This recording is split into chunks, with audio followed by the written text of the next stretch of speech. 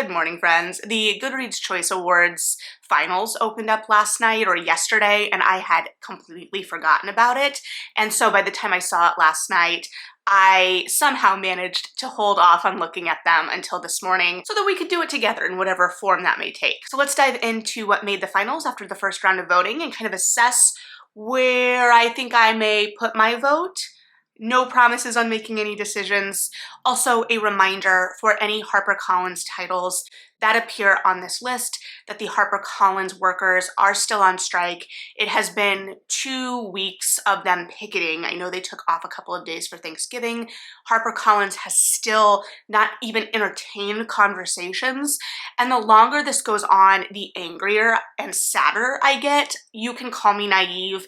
I was optimistic about this. I was like, yeah, they'll show up for their employees, and they haven't. A reminder that these employees are asking for kind of the bare minimum. A living wage in the city they're based out of, reasonable work expectations and reasonable workloads. And I believe they're also asking for extra diversity initiatives, which would also be helped by the first two asks and align with what the publisher has told us is important to them. So the fact that after a year of supposed record-breaking profits, they are still refusing to do the bare minimum for their staff and the people that make that happen is just mind-boggling to me. I just don't understand, and I don't understand the lack of ability to assess the fact that people burning out at the current rate is not sustainable, but they've clearly shown that they know that there are a bunch of eager young people ready and willing and wanting to enter the field, so they seem to be banking on just kind of being able to replace people, and that is incredibly insulting. And as a reader, I am definitely taking note, and I am extremely disappointed and disheartened. But not going back on that soapbox in full, let's look at these books and celebrate these books and authors. Okay, first is fiction. We have Tomorrow and Tomorrow and Tomorrow, the Hanya Yanagihara, which I don't think I even called out in the first round. I will not be voting for that, and I'm actually very surprised it made it to the finals.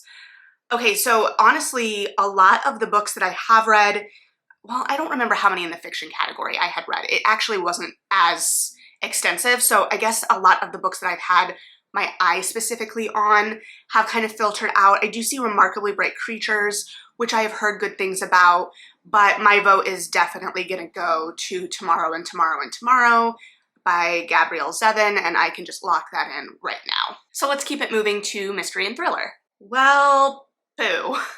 Jackal did not make it to the finals, which I kind of wonder if it is because it isn't what people that gravitate toward mystery and thriller really are looking for. It has some horror elements to it, so it's playing in between genre, and they didn't pick the genre that I think best suits it for these kinds of purposes, for this voting purpose, when you are looking at a category that kind of has conventions, right? So readers of thrillers, mysteries, and thrillers have expected conventions, like a lot of genre has expected conventions, and because Jackal kind of subverts that, it may not be as satisfying a read within a genre category award. Also, I just don't think enough people, unfortunately, have read it yet, and I would love for you to help rectify that because I really, really enjoyed that book.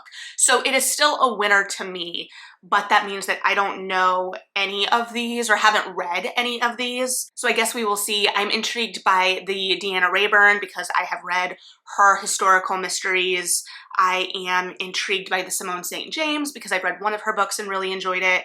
And I've also heard really good things about The Maid. And then we also have some tried and true authors in here. We've got Ruth Ware, we've got Lucy Foley. So I will be interested to see what ultimately gets this category for sure, but I'm not sure if I can vote on it at this point.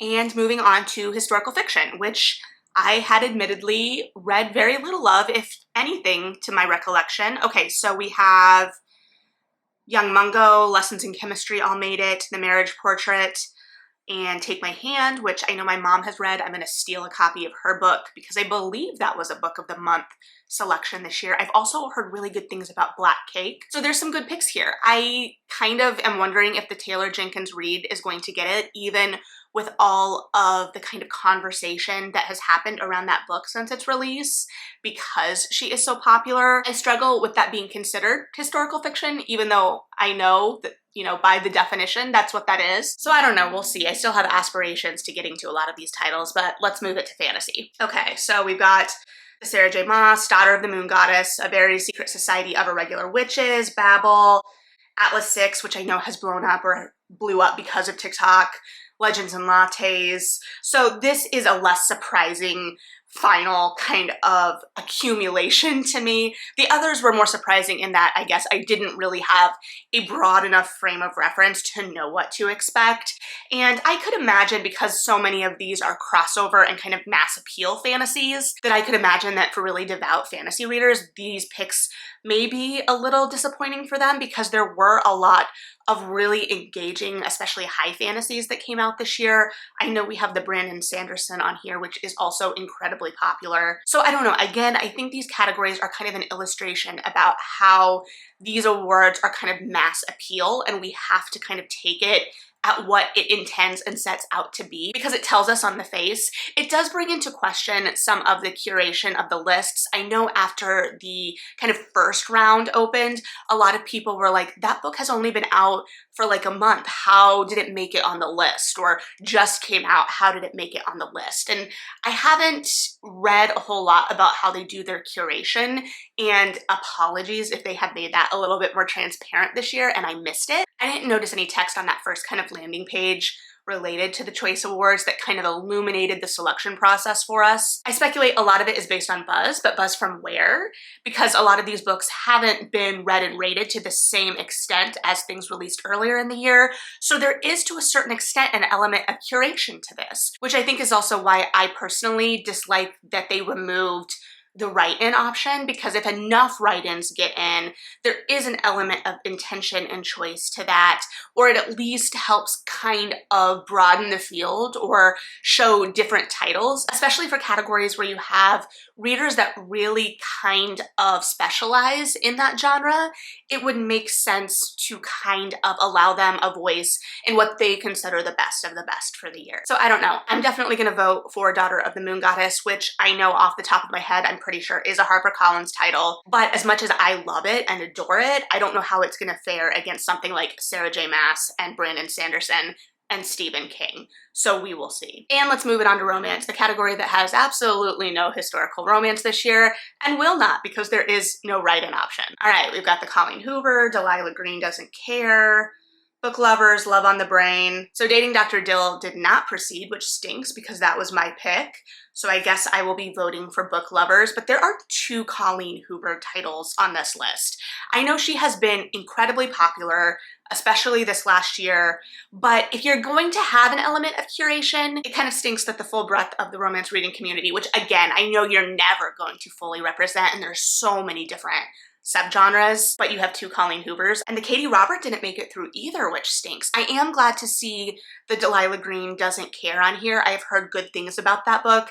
I just haven't gotten to it yet, so I don't know that I can vote for it, but I'm still definitely glad to see it there. I guess at this point, Book Lovers is it for me because that's what the finals have brought us to. Maybe the fact that there are 2 Colleen Hoovers on this list will work against her, because then the vote is split and Book Lovers will be able to eke through, because I think it may be the next kind of biggest title, at least that I've seen. I don't know, I was excited to see these finals picks because I was actually pleasantly surprised by the opening picks, but I think this is a reminder for myself, as I have stated, that these are kind of the broadest, most popular picks. So I have to accept that as well. And with that, let's move on to science fiction, which I knew way more than I anticipated in the first round. Let's see if that still holds true. So How High We Go in the Dark made it through, Sea of Tranquility made it through, and The Daughter of Dr. Moreau made it through. So yes, again, pleasantly surprised. I of course know the Blake Crouch, I know Nona the Ninth,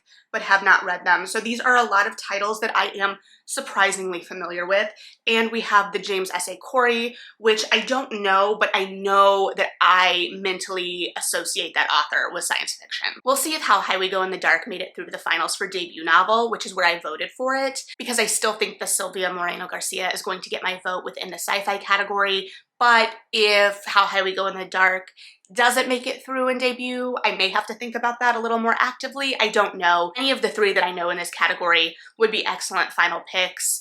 I don't know the odds of any of them ultimately being picked amidst bigger names like the Blake Crouch, but we will see. And regardless, my vote still matters, and I don't know if they get to see the final vote tally or not. I'm not sure, but it definitely matters amidst things like that as well. And now we're moving on to Best Horror, which again, I was surprised that I knew more than anticipated. So we do have The Hacienda made it through, Our Wives Under the Sea made it through, and House of Hunger made it through. So my top picks in this category all made it through. Luckily, the categories that had books I was a little more passionate about, those books did make it through, so that's very exciting. Our Wives Under the Sea I am also going to definitely keep my eye out for within the debut category, because that category was actually probably one of the most exciting for me this year. So we'll see how that goes. But for now, House of Hunger gets my vote for horror. Let's move on to humor, where I knew, I think, one book and was very shocked to see that book, but it was also from a popular enough author within the nonfiction space. All right, so you've got the David Sedaris, totally makes sense.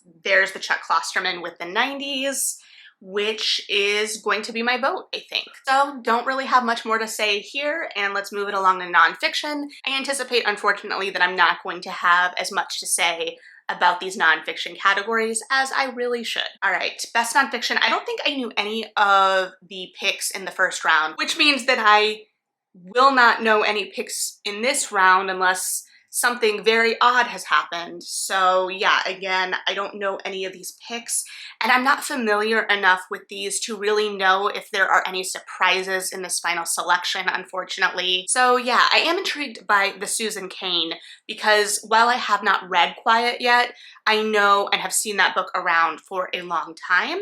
So that's intriguing that she has another title out, but other than that, I'm not really sure. And honestly, with that, I'm not really sure. So let's move on to Memoir and Autobiography. All right, here we have the Jeanette McCurdy, as expected. And of course, the book I'm currently listening to, Easy Beauty, did not make it through, even though I think I voted for it, even having not finished. So based on this lineup, if it doesn't go to the Jeanette McCurdy, I will be incredibly surprised. I still need to listen to that. I've heard nothing but great things. And I think that it's a celebrity memoir that has really kind of moved out of the celebrity memoir space in the public consciousness, or at least within the book world. I think that there is a lot of buzz around this book for a lot of different reasons, and I'm excited to read it. Every interview clip I've seen, as someone who hasn't really followed Jeanette McCurdy and her career, that was kind of after my time, but every interview I've seen really shows a rawness and a vulnerability really tempered by a very firm inner strength, and also a maturity in the reflection and a surprising amount of grace in the reflection. All right, if we look slightly different, a few minutes have passed. I have a new camera, still figuring everything out. Wasn't sure if the battery died, but I was just saying that I expect the Jeanette McCurdy to take the memoir and autobiography field, and have been really impressed with her in interviews. So moving on to history and biography, which, if I remember correctly, I also had not read anything in, and that seems to be correct. This does have some titles that I'm very interested in, though, having looked at them and dug a little deeper. So I anticipate doing some more of these on audio and hopefully reporting back sometime in the future. I am especially intrigued by The Dark Queens, and also a little disappointed in myself that it hadn't previously been on my radar. And if you have been with me for a second, that probably is not a surprise. So let's move on to graphic novels and comics. I have tried to pick up a few more of the books that were on the long list. So let's see what made it on to the short list, or to the finals. So, okay, Everything is Okay, I've actually read since we last met. Oddball, I have not. I haven't been able to find a library copy of that, and it is usually on Hoopla. So that was actually a little odd to me. Okay, Wash Day Diaries made it, which I am very excited about. We'll definitely be voting for that again. It did end up getting my vote in the first round, which is no surprise. And then Heartstopper is here as well. Laura Olympus, which I've heard good things about. There's also the Lee Bardugo Demon in the Wood Grishaverse kind of graphic novel, which I admittedly had forgotten about and haven't gotten to yet. So I will definitely have to swing back for that. But based on this, Wash Day Diaries is definitely going to get my vote. I also have picked up a library copy of Who to F Are You. A couple of the others that I thought looked really cute didn't make it to the finals, which is kind of a bummer, but we persevere. Okay, if the lighting is different, if the framing is slightly off, we have moved into the future yet again because new camera, I didn't actually charge the battery enough. But we keep going and we're moving on to poetry. Okay, this category, I'm a little mad. The Say Jones didn't make it to the finals, which is incorrect. That collection was so freaking good. Okay, so that is the leading snub for me from the first round to finals. While I am very upset and sad that Jackal didn't make it into mystery thriller, I kind of understand within the concept of that category. So I'm not sure at this point on this one. The titles that I know are Time as a Mother, And Yet, and Call Us What We Carry. I haven't read them yet, but I do, I think, have them all at this point. So I guess I will have to prioritize those collections and make a decision. But if you haven't read Alive at the End of the World, it is so good. So I don't know, I just really love Jones's work. I think that collection is really stunning, and it kind of sits within that art and pop culture zeitgeist kind of moment and position that I really enjoy, and not in a way where it feels, at least in this moment, like it's going to feel dated at any point, but in a way that is honest, I think, about how we frame ourselves within our current reality, and also its utilization of language and just the way it can cut right to it. I mean, that's part of what poetry is about, right? So I don't know. I am bummed that that didn't make it here, but I am intrigued by those three titles especially, and I'm sure these other titles are also intriguing to have made it this far, especially because I would assume that this category, I would be interested to know what categories get the most votes, if there are categories that get significantly less votes, and if people vote for things just kind of on a whim, like if they don't know, and how in something like poetry people make that decision. If you do, I would be interested to hear your thought process, because I sometimes, like, if you know a book is important or it's from an author you really enjoy historically or this, that, or the other, I can kind of understand the reasoning, but I'm just not as enmeshed in the poetry world, so I don't really know how those decisions might be made. So I would assume that this category gets less votes than something like fiction, but that could just be an anecdotal extrapolation. So, is extrapolation the right word? I don't know. Debut novel is next. This was a really hot category in the opening round, and let's see where we've ended up in the finals. Okay, we have Daughter of the Moon Goddess, we have Kaiheki, and we don't have Jackal, we don't have Our Wives Under the Sea. So it's really taken a lot of the books I was excited about in this category out. And I think there was a decent amount of crossover already based on things that were nominated in other categories, but there's definitely crossover here. I think Kaiheki is the only title that I don't recall having seen nominated in other categories. I do own this book but haven't read it yet, so I would love to see it get some kind of recognition, but I also think Remarkably Bright Creatures I know has gotten a lot of buzz, even though I could not tell you what it's about. Black Cake, the same. I know I at least have friends that have read and enjoyed that. I've heard good things about The Maid, Lessons in Chemistry. Like, all of these are clearly big books, but I am disappointed by those that were left off because I thought all of those were completely deserving. I think some secret part of me really hoped I could give my vote to Jackal here. To see it slip out of both categories is really disappointing because I really enjoyed that book. And also I think that a lot of the books in this category that were the most experimental in terms of form have been taken out in this round. So Jackal, while it was a slightly more straightforward narrative, it did play with points of view, it did play with some kind of supernatural elements, and it was really inventive in how it told its story. How High We Go in the Dark is interconnected short stories. Our Wives Under the Sea is very inventive in its kind of world building, its use of language, and its use of perspective and timelines. So I think that's really interesting that some of these books that I was really drawn to because of their use of form have been left out. Kind of a bummer. But also, if any of these books you've read and you know they play with form as well, please let me know, because I'm clearly very drawn to that. So, okay, let's go on to young adult fiction. All right, so we've got The Lesbiana's Guide to Catholic School, which I have since bought because it was on sale on Kobo. Anatomy, which I have read. All My Rage, The Final Gambit, Loveless, I Kissed Shara Wheeler, The First to Die at the End. So these aren't really a surprise to me, I don't think. I feel like I should be prioritizing The Lesbiana's Guide to Catholic School at this point, but again, I think it is a HarperCollins title, and I have limited time to get things read for this review push I'm looking to do, so I don't know if I'll get to that right away. Oh, also the sequel to We Were Liars, which it has been so long since I read that book because I read it when it first came out, even before it like hit bestseller at Barnes & Noble for like 100 years, you know, before the TikTok boom. And I don't say that with any judgment because I read the book, but I also remember E. Lockhart from when I was a teenager, and it was a very different E. Lockhart. The books I was reading from her when I was a teen were very much in the vein of Angus Thongs and Full Frontal Snogging. So it's always interesting to see authors kind of like reinvent themselves, even to like Holly Black, who was popular when I was in the young adult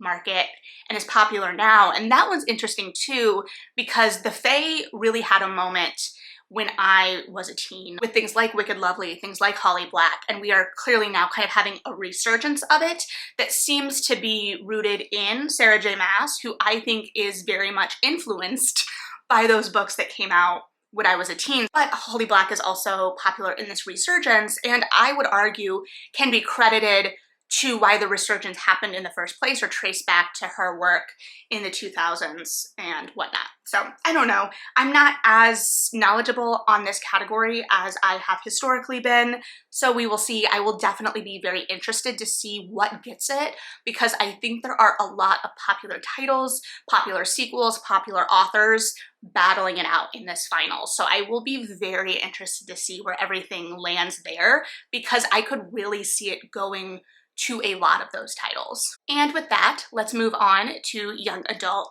fantasy and science fiction. Okay, we've got Bloodmarked, which I haven't read yet. I know, I'm rereading Legendborn right now, and I'm having to make a slight detour for a different review because I've been slow, and I decided I'm not going to rush through Bloodmarked. I want to sit and enjoy that book. So I'm very, very excited. We will see where that goes. Gallant made it through. I still do not agree with it being in young adult versus middle grade, but again, I don't make the rules, but I also don't know how that was decided. Girl Who Fell Beneath the Sea made it through, which I did end up voting for in the first round because I really wanted to see it end up here. So very pleased about that. And as in the first round, I think my vote will come down between Bloodmarked and The Girl Who Fell Beneath the Sea. I will finish Bloodmarked before this voting ends. I anticipate it going to Bloodmarked, but I am very happy to see that there in the finals. But there are some big names here as well, so I could see this going a bunch of different ways, but in my heart, I am rooting for Bloodmarked. So we will see and cross our fingers about that, and move it on to middle grade and children's. All right, we've got Zachary Ying, we've got Witchlings, Elephant Girl, Small Town Pride, Amari, which I believe is a HarperCollins title, and I missed that, so I am so sorry about that. Rise of the School for Good and Evil. Yeah, lots of a couple picture books slipped through. This I Am Quiet looks really cute though. I will definitely, A Story for the Introvert in All of Us. Okay, I'm definitely gonna have to check that out. That looks very cute. So I think we know where my vote is gonna go here. And if you don't, because you didn't watch the first video, welcome. It's gonna go to Amari. it's 100% gonna go to Amari, but there are some really good titles here. I've enjoyed Arusha, but am not caught up on that series. I've heard great things about Witchlings, Zachary as well, and if you're going more contemporary, I imagine The Small Town Pride by Phil Stamper is a great title. I've read some of his young adult in the past and could definitely see his voice really shining in middle grade as well. So I think there are some good options there for sure. But okay, that takes us to the end. We've made it. All in all, yes, I am kind of bummed for the things that didn't make it through, especially because so many books in the sci-fi category. We've got Daughter of Dr. Moreau, which I really still think I'm going to vote for, as well as Our Wives Under the Sea and How High We Go in the Dark. I was really hoping to see either or both of, ideally, Our Wives Under the Sea and How High We Go in the Dark in that debut category so that I could vote for one of them, or Jackal so I could vote for it, because I think all of those books are incredibly deserving of awards this year. That being said, and again as a reminder to myself as much as anyone, this is ultimately a popularity contest. That's what it is on its face, that's what it sets out to be. While I do have questions about some of its curation in relation to that, ultimately, it's gonna go to the thing that is the buzziest, most popular across the broadest spectrum of people. So I will be incredibly interested to see where a lot of these categories end up, especially the categories like fiction and historical fiction that I have traditionally thought of myself as pretty well read in, that I don't feel well read in this year. Young adult as well, just standard young adult. So I will be very, very interested. There were books that I picked up after the first round that have not made it through to the finals, but I'm still incredibly interested in reading. For instance, I have a copy of Ophelia After All on my Kobo right now that I just opened.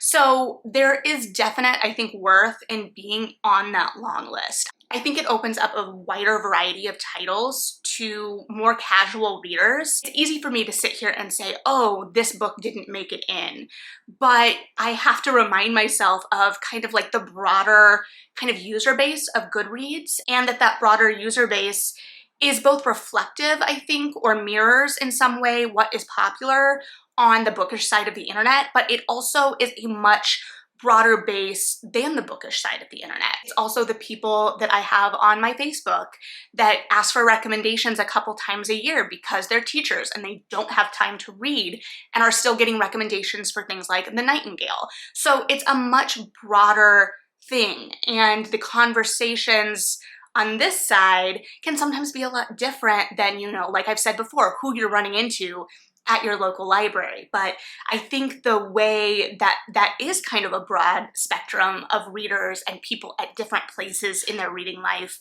are being considered here is also very interesting. So I don't know, it feels like the books that I'm going to be voting for are no surprise at this point, because there aren't really any surprises in the finals because we didn't get the write-in option. I do miss that kind of like shock and awe of seeing something slip through in the write-ins. I remember it happening in romance pretty frequently. If I could, I definitely would have written in something like A Caribbean Heiress in Paris because I loved that book, and I also think it is pushing historical romance forward. So I don't know, we will see. But what are you thinking of these nominations? What do you think is going to get your ultimate final vote? Were there any surprises for you in this? I guess my biggest would be Jackal, even though it wasn't really a surprise, more like I really was holding out hope that it was going to make it through. Probably also influenced by the fact that I had such an emotional reaction to that book, loved it so much, forgot that maybe not as many people have read it yet. And that also is impacted by how many of these books, especially debut books,